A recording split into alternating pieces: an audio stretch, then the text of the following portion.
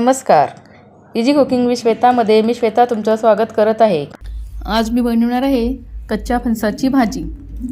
तर आता इथे मी कच्चा फणस घेतलेला आहे, पण हा छोटा कच्चा फणस घेतलेला आहे मी. जास्त मोठा घ्यायचा नाही, कोवळाच घ्यायचा छोटासा. आता फणसाचा सीजन आहे तर मला मार्केटमध्ये कुठेही मिळेल. आता मार्केटमध्ये विकायला आलेले आहेत ते छोटे छोटे फणस. तर आता असं फणस घ्यायचं आहे. आता इथे मी एक छोटा फणस घेतलेला आहे. आता त्याचे मी 4 भाग करून घेते. आता बघा त्याला मी कापला आहे तर त्याला चीक असणार आहे. आता हे चीक दिसतोय ते तुम्ही पुसून काढायचं आहे.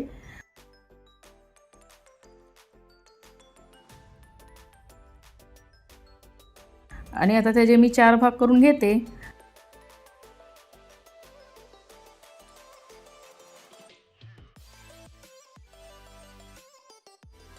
आणि आता त्या फणसाचे वरची साल काढून घेते.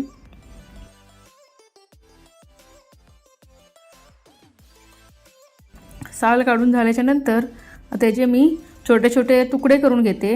आता जसे आपण बटाट्याचे तुकडे करतो तसे तुकडे करून घ्यायचे आहेत. चीक हाताला लागेल त्यासाठी आपल्याला हाताला तेल लावून घ्यायचे आहे. आता मी याचे छोटे छोटे तुकडे करून घेते. आणि बटाट्याची आपली फोडी आपण जेवढा करतो तेवढ्या आकाराच्या आता मी ह्याच्या फोडी करून घेते. आता हे बघा एवढ्या आकाराचे मी फोडी करून घेतले आहेत. आता ह्या मी पाण्यामध्ये टाकते. म्हणजे पाण्यामध्ये टाकले ना तर आपल्याला ह्या फोडी काळ्या पडणार नाही.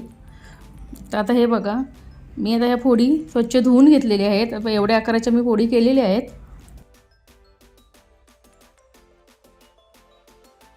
आता आपल्याला वाटण्याची तयारी करायची आहे. तर वाटण्यासाठी आता इथे मी सगळे हे खडे मसाले घेतलेले आहेत. हे बघू शकता. आता हे सगळे खडे मसाले आहेत. हे सुद्धा आपल्याला वाटण्यासाठी घ्यायचे आहेत. आणि आता आपल्याला घ्यायचं इथे हे कांदा आणि सुका खोबरं हे सुद्धा आपल्याला वाटून घ्यायचे आहेत. तर सुरुवातीला मी एका पॅनमध्ये सगळे आपले अख्खे मसाले आहेत ते खडे मसाले ते भाजून घेते.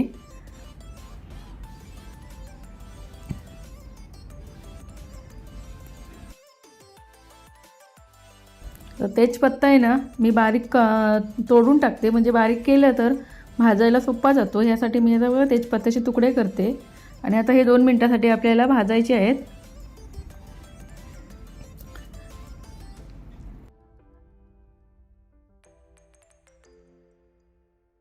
आता हे भाजून झालेले आहेत. आता ह्याच्यामध्ये मी टाकणार आहे कांदा. आता कांदासुद्धा आपल्याला चांगला ब्राऊन होईपर्यंत भाजायचा आहे.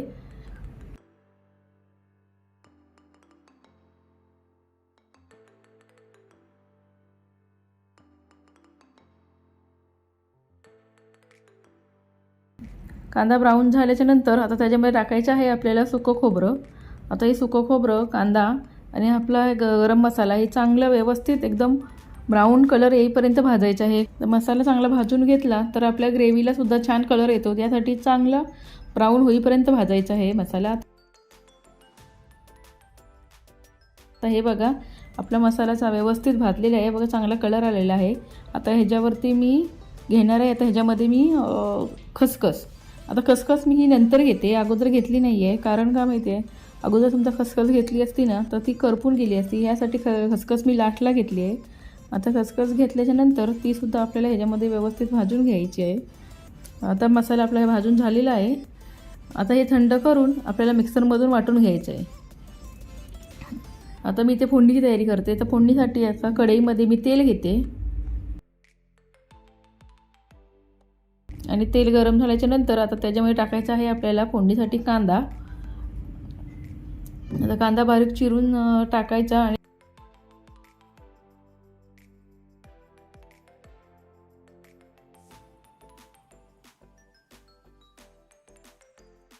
आणि ते ब्राऊन झाल्याच्या नंतर त्याच्यामध्ये टाकायचे आहेत आपल्याला टोमॅटो. आता इथे पण मी 1 टोमॅटो घेतलेला आहे बारीक चिरून. आता कांदा आणि टोमॅटो आपल्याला व्यवस्थित परतून घ्यायचा आहे.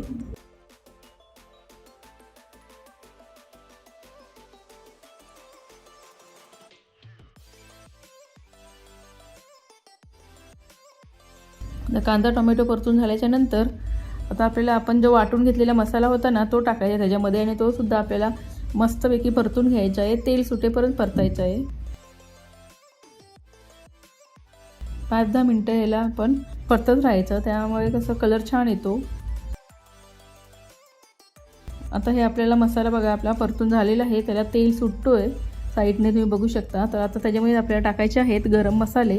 आता इथे मी टाकते 1 चमचा हळद, 2 चमचे लाल तिखट मसाला टाकते, 1 चमचा काश्मीरी मिरची, त्याने काय होतं कलर येतो. आता इथे गरम मसाला आणि धना जिरा पावडर.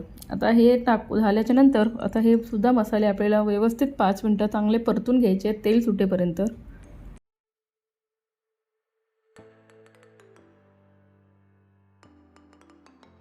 आता इथे मी टाकते 1 चमचा चिकन मसाला, त्यामुळे कसं आपल्या ग्रेव्हीला चिकनसारखी, आता ही भाजी आहे ना मटणासारखी लागते, त्यासाठी इथे मी 1 चमचा चिकन मसाला टाकला आहे आणि व्यवस्थित तेल सुटेपर्यंत परतून घेतलं आहे. आता आपला हा चांगला मसाला परतून झालेला आहे, बघू शकता तुम्ही तेलसुद्धा सुटलेलं आहे मसाल्याला. आता ह्याच्यामध्ये आपण टाकणार आहोत जे कापून ठेवलेले आपले फणस होते ना ते टाकून घ्यायचे आहेत.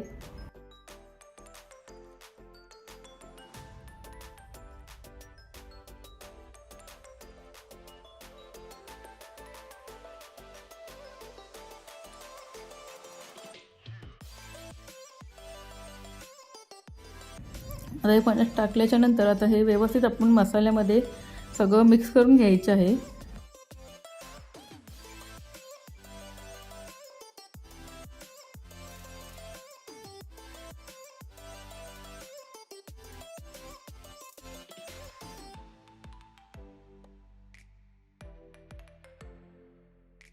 आता ह्याच्यामध्ये मिक्स करून झाल्याच्या नंतर आता ह्या मसाल्याच्या भांड्यामध्ये आता जो आपण मसाला भाजून घेतलेला होता आणि वाटून घेतला मिक्सरमधून, त्याच भांड्यामध्ये मसाला थोडा शिल्लक आहे, त्या भांड्यामध्ये मी पाणी ओतते आणि तोच पाणी मी या भाजीला वापरत आहे.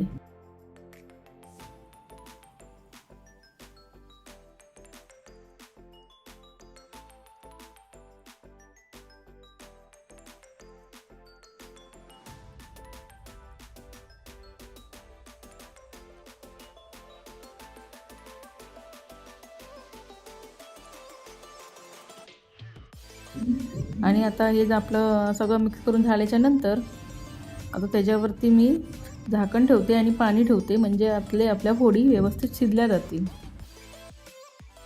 A few minutes later. आता आपण झाकण काढून बघायचं आहे. तर आता आपला मस्त कलर आलेला आहे मसाल्याला. आता ह्याच्यावरती मी टाकते आहे चवीनुसार मीठ. तर मीठ टाकल्याच्या नंतर सुद्धा आपली ही भाजी ना व्यवस्थित चांगली हलवून घ्यायची आहे.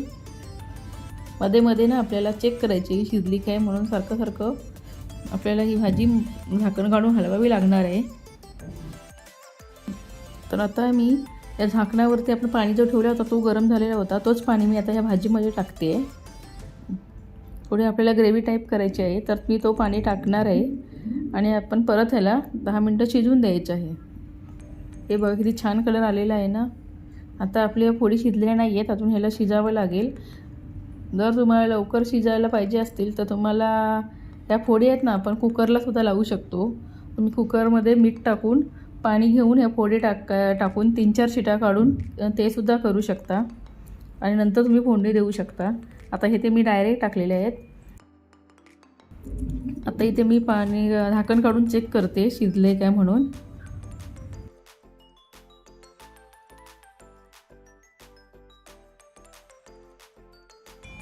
आता मी एक फोड प्लेटमध्ये काढून घेते आणि चेक करते शिजले का म्हणून. तर हे बघा असं मी तोडून बघते, तर ही तुटली आहे, सहजपणे तुटली आहे. तर आता ही आपली भाजी शिजलेली आहे. हे बघा हे सहज तुटते आहे, तर समजून जायचं आपली भाजी शिजली आहे. तर आता ही भाजी शिजलेली आहे. तर आता ह्याच्यावरती मी टाकणार आहे कोथिंबीर. आता ह्याच्यामध्ये भाजीचं पाणी हे एवढंच ठेवायचं आहे, कारण थंड झाल्याच्या नंतर ही भाजी आपली आटणार आहे, त्यासाठी पाणी एवढंच ठेवायचं. आता ह्याच्यावरती मी टाकणार आहे कोथिंबीर. आपली फणसाची भाजी खाण्यासाठी तयार आहे.